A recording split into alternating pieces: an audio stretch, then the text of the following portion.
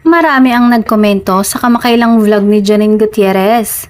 Ang behind the scenes ng photoshoot nila ng kanyang boyfriend na si Jericho Rosales. Ilan sa malalapit na tao sa showbiz industry ang natutuwa para sa kanilang dalawa at sinasabing bagay na bagay daw sila ni Jericho. Hindi din naman maikakaila sa dalawa na masaya sila sa ginagawa nila at sa piling ng bawat isa.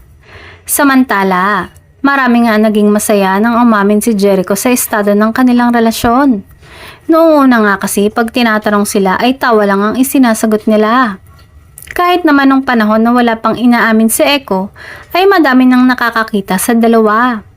Nung una ay last year, nang naispatan ng dalawa sa isang gig performance ng kapatid ni Janine na si Diego Gutierrez sa isang bar.